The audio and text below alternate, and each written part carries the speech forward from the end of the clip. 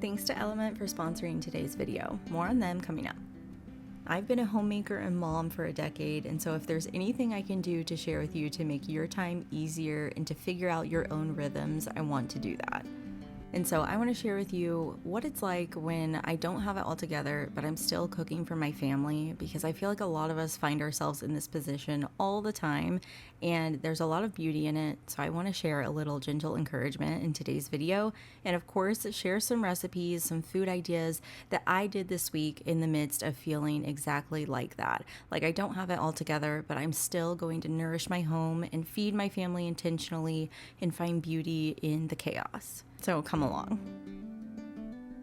Whenever I start a new week and I haven't done my groceries, I haven't made lists or meal plans, and maybe the house isn't in the best condition, there could be dishes in the sink and just work that needs to be done, I start by focusing on one thing that I can make to kind of just get in the flow again. And so a lot of times that will be some sort of bread recipe, because no matter what I'm making, I know that it'll go with it. So this week I am making a bread that I've been making a lot recently and lately because we love it, and it's a recipe I finally kind of figured out, and it is a sourdough brown bread. So if you've ever been to the Cheesecake Factory, this is so similar to the brown bread they serve there. I haven't had it in I think over a decade, but it's so delicious. I remember it very clearly, and so I wanted to make a sourdough version of it. Today I'm going to share with you my sourdough brown bread recipe. It is so good to have on the side of any meal. You can make it into a bunch of different things. So I want to show you exactly how I make it. So in my stand mixer, I added my sourdough starter, and I do a mixture of water and coffee for a little depth. And then I'm adding in kamut flour, which is just all-purpose flour, which is what you can use in this recipe, along with some cocoa powder. I do a little brown sugar, or you can do honey, and then a little oil, maple syrup for sweetness, and molasses for even more depth of flavor, and then a sprinkle of sea salt. And I also like to add in quick oats. So for this bread, I finish it off with a different kind of oat, but in the bread itself, I love to add in some quick oats just for some extra, I don't know, just texture and flavor and hardiness to the bread. So it's similar to like an Irish style brown bread. And I mix that up in my stand mixer. It comes together super quickly, and it just is this beautiful dough. And before I start this recipe, I always make sure that my sourdough starter has been fed previously and is now active and bubbly, and sometimes I'll take a piece and float it in water just to make sure that it doesn't sink. And then once I've mixed that dough up for a while, I put it in another bowl. And really, you could keep it in your stand mixer bowl, especially if it's glass like this, that is fine. But I prefer to actually take it, work it just a little bit with my hands. And I also find that it's helpful just to make sure that your dough's not too sticky. If you put a little flour on a work surface and just knead it in a little bit to form a nice smooth ball, you get the perfect texture dough. You can kind of feel it with your hands. Once it's not sticking to you so much, that dough is perfectly ready to go. And then I just put that into an avocado oil greased bowl, and I'm going to let that rise on the counter today. It doesn't take very long. This isn't a super long fermented bread, and I appreciate that because I can start it in the morning like I did today. So it's kind of late if for a sourdough recipe. I'm not starting it the night before, but I can still have bread ready in just a few hours. So it saves the day for me all the time, and it's so delicious. And I'm also making it in a different size pan today, so I'm going to show you that later. It's been something I've been really enjoying, and I know that you will too. I know that a lot of us, whenever we're feeling overwhelmed in life, we tend to put food on the back burner, and it just becomes almost like another stressor for us. But I want to help you think about it differently, because food can be simple, it can be grounding, it can be nourishing, it can be all these things to kind of reverse that stress in your life. And you don't need a perfect plan. Your kitchen doesn't have to be perfectly clean, and it doesn't have to be inspired by Pinterest. I know in my generation, we've spent so much time browsing Pinterest and social media, and it's really easy to start feeling like you have to have the perfect space, you have to have the perfect meal plan. And that is why I love homemaking, because exactly the opposite is true. I think that food and being in your home and in your kitchen is a beautiful place because it doesn't have to be perfect. There's so much grace in that, and it helps you to just slow down a little bit too. I know it's so easy to rush through life, but I feel like it's the things like doing dishes or making yourself a loaf of sourdough bread that tends to slow everything down, but in a really therapeutic and beautiful way. So I want to inspire you to not reach for that perfection in your homemaking and to really just keep it simple.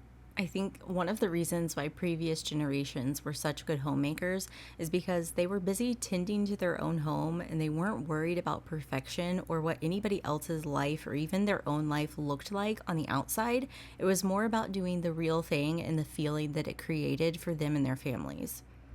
I want to share with you a little bit more about today's video sponsor, Element. Element is an electrolyte drink mix and sparkling electrolyte drink. Your body will not hydrate properly without the proper balance of sodium, magnesium, and potassium. Whether you're playing a sport or in your garden or just keeping up with your kids and their sports, you can have it on the go with you. If you have an electrolyte deficiency or an imbalance, it can lead to a lot of different symptoms like headaches and cramps, fatigue, and low energy. And that is why I try to have electrolytes every single day to keep my energy levels up and to keep me nice and hydrated. I can feel the difference when I've hydrated properly using Element electrolytes. I love them because they're sugar-free. There's no artificial flavors or colors in it. I also love that Element is totally risk-free. If you don't like it, you can return it, no questions asked. So I really appreciate that whenever I'm trying something new. So right now, if you use my link, drinkelement.com/healthy Elizabeth, you can get a free 8-count sample pack with all of their most popular drink mix flavors. Then you can find your favorite flavor. You can share a flavor with a friend to try. So go to drinkelement.com/healthy Elizabeth and try your free sample today. Thanks so much to Element for sponsoring this video.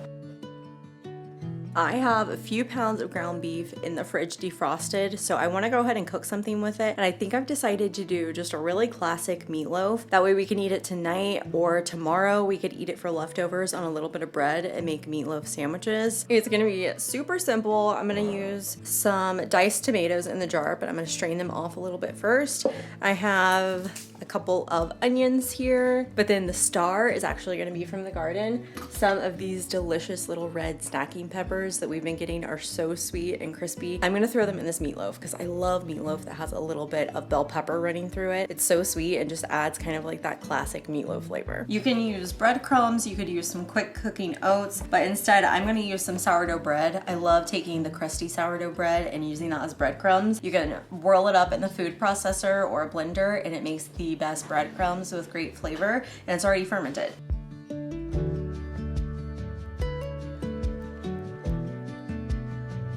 This is truly one of my absolute go-to recipes because I always have ground beef in my freezer that can be thawed out quickly just in a bowl of water, and then I always have sourdough bread. So combining that and making a big hearty dish that I know every single one of my kids loves, and of course my husband loves, and is great for leftovers. There's so many reasons to make this dish, and it's so filling and just full of protein and veggies. So you can pair it with anything like a side salad, and I find that it's so forgiving because you can just throw in the ingredients you have and make a delicious meal.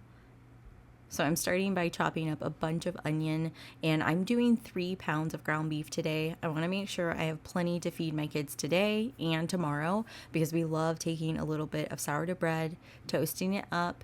You can put a little bit of mayo and lettuce, which is always in our fridge, and make yourself a sourdough meatloaf sandwich the next day. So it's kind of killing 2 birds with 1 stone here because I have dinner tonight and definitely have either lunch or even another dinner tomorrow.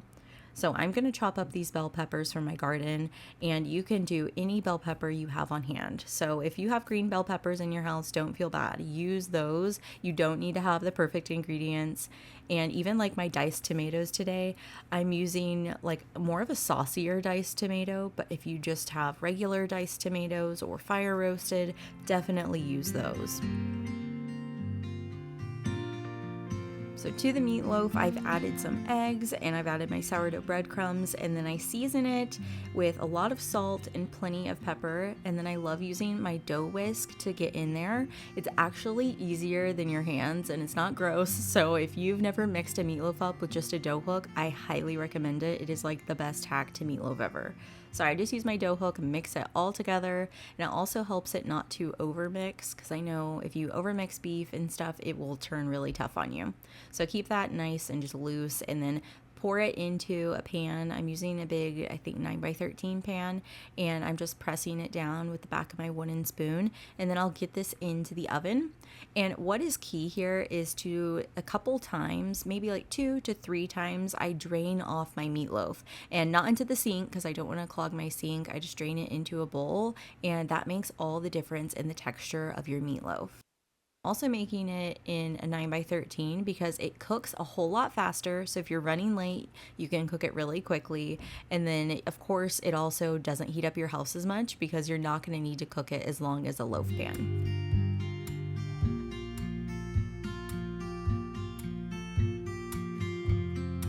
Another thing I've been doing all summer, but I don't even think I've shared it, is using these mini loaf pans. I got the idea from the Food Nanny on Instagram. She's so fun to follow. I'm so intrigued by her stores in Utah, but they always use these little mini loaf pans, and I don't have their exact ones, although I think they're probably fabulous. I just got mine on Amazon, so I'll link them if you're interested. But these little loaf pans are great for cooking up bread because not only do they cook up really quickly for summer, which is great, I love the fact that I can make 4 little mini ones or more, and they're the perfect size kind of dinner bread. And sometimes I'll give it to family members nearby, and they're the perfect size for them too, versus one huge loaf. So I love using these for a multitude of different purposes. You could even make mini meatloaves in them. And then I'm also making a different bread, and so I'm buttering a different dish here because I was out of mini loaf pans. I think I'm gonna get 4 more of those because I use them all the time, and I imagine moving into the holiday season too, there's a million different things I could make with these loaf pans. So I like to flour and butter my pans. Well, actually, I butter it first with a pastry brush, and then I sprinkle in flour because I find with stainless steel cooking pans or aluminum cooking pans, sometimes the bread will stick. So I like to do it that way because it always comes out. It's like if you're cooking a cake and you flour it and everything, it always turns out. And so I love the fact that I don't have to try to wrestle or use a knife to get the bread out of my pan. So once my dough was done, I'm cutting it with a dough cutter, and I told you I didn't have it all together this week, and I actually forgot to put in oats earlier, so I'm sprinkling in the quick oats now into the dough and just rolling it up, but typically I do it while it's in the stand mixer, but that's okay. It turned out just fine anyway. So I'm going to divide that into my 4 loaf pans and kind of roll it up into a tight ball, just like it's a big oval roll, and then put those and let those rise for a while before I bake them. And what I love to do is on the inside do the quick oats, but then on top I like to do rolled old-fashioned oats because they hold up and they're nice and hearty and just give it that texture and look of that good brown bread. So I whisk up a little bit of egg whites until it's nice and foamy, and then I'll brush the top of my bread with that and sprinkle it with the rolled oats. That way it sticks.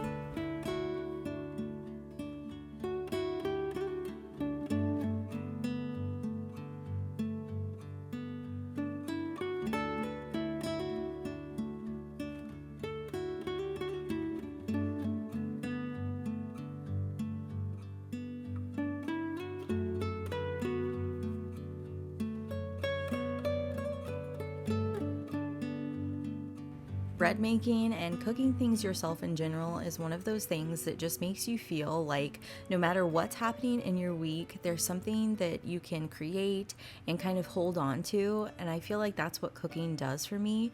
And so if you can wrap your head around it a little bit differently, and instead of feeling like it's a burden or it's something you have to figure out and try to take care of, instead just feel inspired by it and pick something that you know is going to make your home feel cozier, you know that you love the taste of, or is just giving you a cozy feeling like this bread is for me. Make that one thing, and it honestly has the power to make your home feel like a different place. I know sometimes when my house is a mess and I have laundry all over the couch that needs to be folded, it can really weigh you down and make you feel like you can't do it all. You can't cook dinner that night and handle cleaning and kids' activities and folding laundry.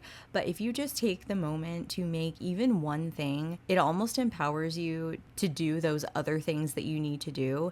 And it serves your family and yourself or a spouse It serves you so much that I honestly think cooking is the best place to start when it comes to homemaking because it has the power to make your home feel like a different place. So I love making something like meatloaf and bread and feeling that cozy feeling of home.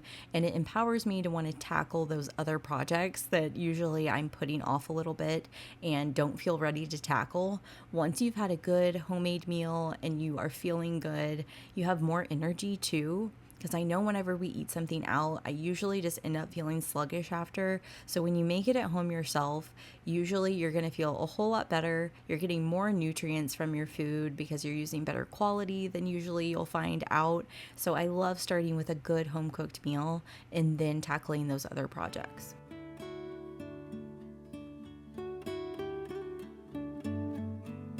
So once I had drained off my meatloaf several times, I combined a mixture of some organic ketchup and a little bit of dark brown sugar. I get both of those at Thrive Market. They're a great pairing to have stocked in your pantry all the time. But I just combined those and I put them on. I put the sauce on the last couple minutes of baking and turn my settings to broil, and that gives you the perfect kind of thick ketchupy consistency on top of your meatloaf.